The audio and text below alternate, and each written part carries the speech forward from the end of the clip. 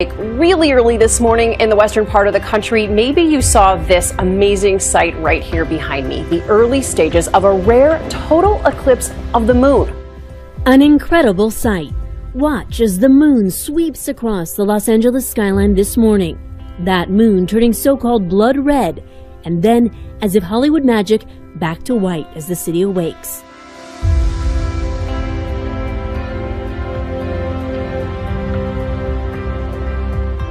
If you missed it, the last one of this year is expected September 28th.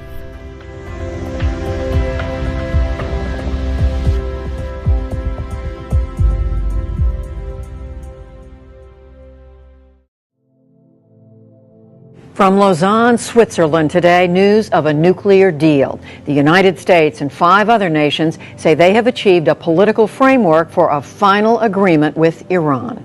As President and Commander-in-Chief, I have no greater responsibility than the security of the American people. And I am convinced that if this framework leads to a final comprehensive deal, it will make our country, our allies, and our world safer. Death toll this morning from a terror attack on a Kenyan college stands at 147 people. Scenes of panic overtook Garissa University.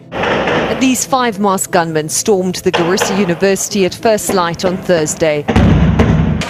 People fled in all directions. Students described how the men marched from room to room, demanding to know if those inside were Christian or Muslim. Christians were shot on the spot.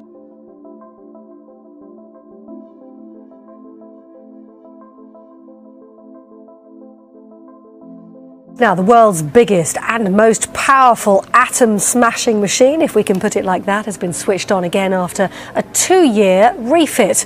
It's already enabled scientists to find one particle they knew about but couldn't prove existed, the Higgs boson, and now it's getting ready to make history for a second time. This is it, the Large Hadron Collider, a giant particle accelerator housed in 2 27-kilometre circular tunnels deep underground on the border between Switzerland and France. It's warming up for its next project, the search for dark matter, an invisible, undetectable material. Scientists know it exists, but they hope to learn a little bit more about its nature.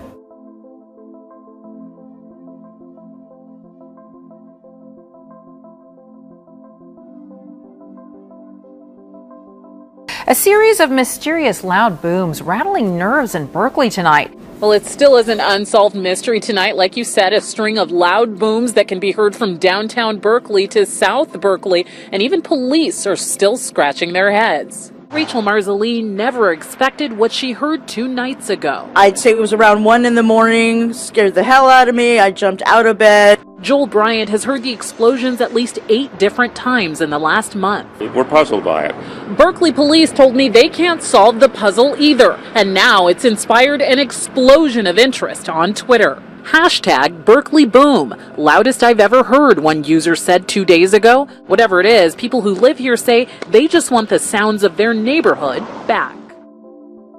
With some breaking and historic news out of California, as Governor Jerry Brown has ordered mandatory water restrictions for the very first time in the state's history. This is huge. You know the song California Dreamin'? Well, the people of California are dreaming about one thing: rain. When is it going to rain? 25% mandatory across the board cuts. This is unprecedented. I was raised in California. I've never seen anything even close to this, with 98% of the state in a state of drought. To give you a sense of just how dire the drought is, we want to share some before and after photos with you. First, this is what Half Dome looked like back in March of 2011. You see blanketed here with snow, an awful lot of snow all around. However, this is what Half Dome looked like this March. Barely any snow at all, just bare rock. Now, NASA is on edge as tomorrow a nearly 1,000-meter wide meteor is expected to skim past Earth, though it's not likely to make contact. The story you first saw here on Action News: residents upset over dead fish found at a lake at Desert Shores. People who live here say they are still finding dead fish floating to the top. It's been almost a week since residents here at Desert Shores voiced their concerns about massive amounts of dead fish floating on their waters. and there's a lot of speculation amongst the residents as to what exactly is happening. It's one of the worst die-offs of marine birds in history, and it's taking place along the west coast of the U.S. and Canada. Thousands of seabirds are dying, and scientists are trying to figure out why. So far, volunteers have found around 8,000 carcasses of the blue-footed seabird called the Cassin's auklet along the coast from British Columbia down into Northern California. Scientists estimate as many as 100,000 auklets, most of them young, have died. The question is why?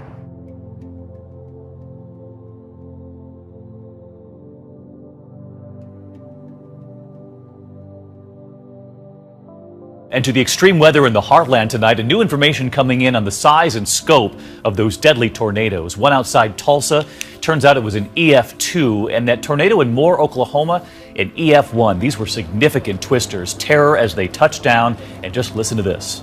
Oh my God! Keep going, keep going, keep going, keep going! Okay, there it is, right there, it's right in front of us! The tornadoes that swept Oklahoma lit power transformers like they were firecrackers. David, we just had power flashes right in there. The strongest had winds as high as 135 miles per hour. This is the path of last night's tornado. It's similar to the path taken by 4 major tornadoes in the past 16 years. Now, Mexico's Colima volcano has sent a column of ash 3 kilometers into the air. The volcano, which is one of the most active in Mexico, stands between the border of Colima and Jalisco states, 690 kilometers west of Mexico City. There's a new super termite that poses a serious threat to Southwest Florida. Researchers have discovered this hybrid pest on the east coast of Florida, and they say it's only a matter of time before it spreads out of control. It's like something out of an Alfred Hitchcock movie, but instead of birds, this is a swarm of termites in Fort Lauderdale. It was never reported like this. He estimates 250 million of them doing something they've never done before in thousands of years. Look at this, it's happening. You see these 2 here? 2 different species. The 2 invasive species are mating, creating a hybrid so-called super termite. A shocker this morning for the driver of this car who was in the vehicle when it plunged through the pavement in the parking lot of a commercial building near Black Creek in Eglinton. A massive sinkhole has opened up there. Such a striking sight, even the work crews had to take a moment to snap a picture. A Jaguar XJ in a massive pit of icy water. Well, it happened so fast. The only thing that was running through my mind was, I just need to get out of here. Intense flooding forcing people to evacuate a tourist bus that was sitting on a highway in Brazil. Moments after they evacuated, you can see a huge sinkhole swallowed. We're happy to report and no injuries. I have never seen anything like that. We've had all sorts of sinkholes, not that big, out in LA, but I've never seen anything. Welcome back now. Hurricane force winds have blasted northern Europe in one of the most powerful storms in years, killing at least 9 people and causing millions of euros in damage. Air passengers had a scary landing at Munich airport with pilots fighting to keep the plane on course for the runway during the howling gale. This landing was aborted as it was made its final approach into London's Luton airport. Now, hundreds of flights were abandoned across Europe.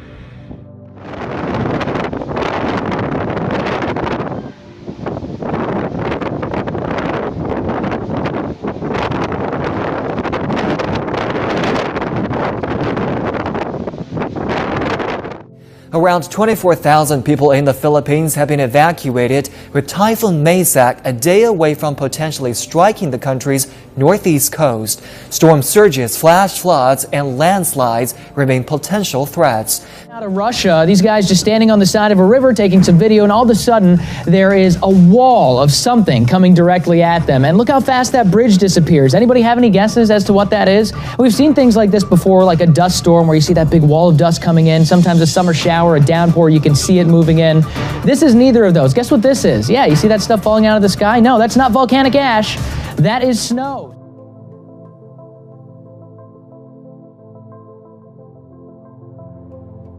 And to some frightening moments in the skies over Seattle. two separate planes struck by lightning as they tried to land during severe weather. They are striking pictures. Not just one, but two jets hit by lightning over Seattle. Last night's storm around the airport hit the jets as they were preparing to land. The heaviest rain in 80 years is triggering deadly mudslides in South America. This is southern Peru near Chile. A river of mud ran through town yesterday with the power to wash away cars. At least 24 have died in what's supposed to be the driest time of year. The scale of the flooding has been difficult to believe. In southwestern Peru, it almost submerged this bridge. Further north, the rain brought down this landslide right in front of emergency workers. Copiapó is the capital of the Atacama region, normally one of the driest places on Earth. It's taken the authorities completely by surprise. Meanwhile, other parts of Chile are suffering from drought. The chaotic weather is testing the country's resilience. We're going to start here with some pretty serious overnight developments from the flood zone in the mid-south. It was a night of incredible water rescues after torrential rain triggered major flash flooding. Overnight, more than 30 million Americans dealing with a deadly string of storms. Tornado warning sirens sounding the alarms as hail, torrential rains, and wind up to 68 miles per hour battered Tennessee, causing power outages in thousands of homes and reports of dime-sized hail in Georgia. In Kentucky Friday, roads collapsing as rushing waters tear through neighborhoods. This morning, firefighters are still battling a fire at this GE plant believed to be sparked by lightning. Overnight in Alabama, up to 5 strikes hitting every minute. Wow! Lighting up the skies. Surveying the rubble and remains of his hometown, a high schooler in Moore, Oklahoma, came across a power pole that was split and hanging from the storm. Inspired by the image before him, he tweeted a picture of the site and called it, "God is with us."